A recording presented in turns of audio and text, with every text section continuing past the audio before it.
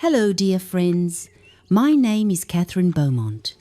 I live in the quiet, historic city of Bath, and today I want to share a story from my life, a deeply personal chapter that may resonate with some of you, especially if you are a parent, or someone who has loved deeply and worried endlessly.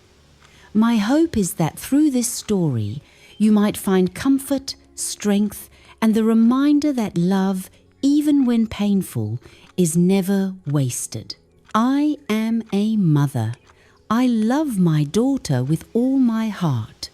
Her name is Isabel. She's 27 now, graceful, bright, and full of promise. She finished university in London with distinction and landed a brilliant job in marketing. My husband, Charles, and I are ever so proud of her. When she graduated, we gifted her a small flat in Bristol, a place of her own, a start to the life she deserved. We hoped she'd flourish, fall in love, perhaps marry one day. We dreamed of grandchildren. We wished only joy for her. But one morning, my world shifted. I discovered something quietly, painfully, that shattered my peace.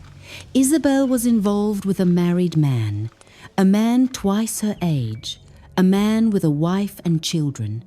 I couldn't sleep. My heart throbbed with worry, with sorrow, with helplessness. I didn't tell Charles. He thinks the sun rises and sets on Isabel. I couldn't bear to cloud that image not yet.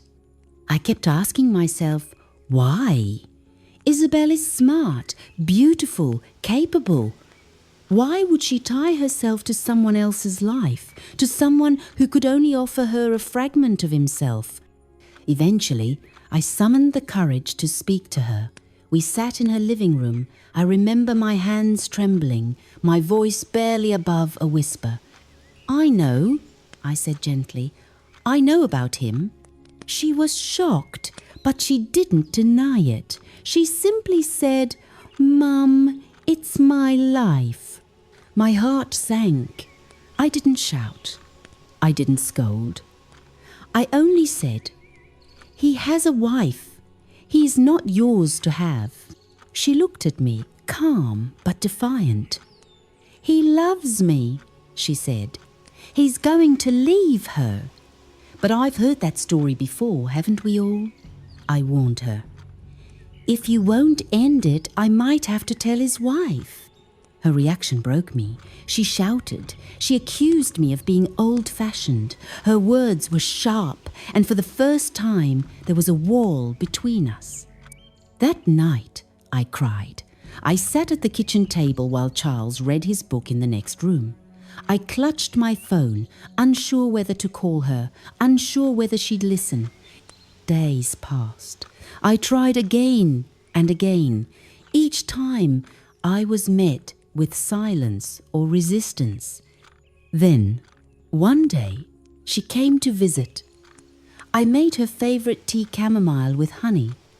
She looked tired, worn, and I knew, without her saying, that something had changed. "He lied to me," she finally whispered. "He said he'd leave her, but he didn't. He stopped answering my calls." My heart shattered again, not from disappointment, but from witnessing her pain. She sobbed. She called herself foolish. I took her hand in mine and said, "You are not foolish. You are human. You believed in love. That's not a weakness, it's your strength." We held each other in silence. That night, as she rested her head on my shoulder, like she once did as a little girl, I knew she would heal. Life doesn't always follow the path we envision for those we love. As mothers, we want to protect fiercely, desperately, but sometimes we must let them fall so they can stand up stronger. If you're listening today and you're struggling with someone you love making painful choices, know this: your love, your presence, and your patience matter. You may not be able to stop the storm, but you can be the shelter they return to. And if you've ever found yourself in a love that hurt more than it healed, please remember, real love is never hidden. It is kind, honest, and whole. Thank you for spending this moment with me. If this story touched your heart, please consider liking, sharing, and subscribing. And always, always take care of yourself and those you love. Until next time.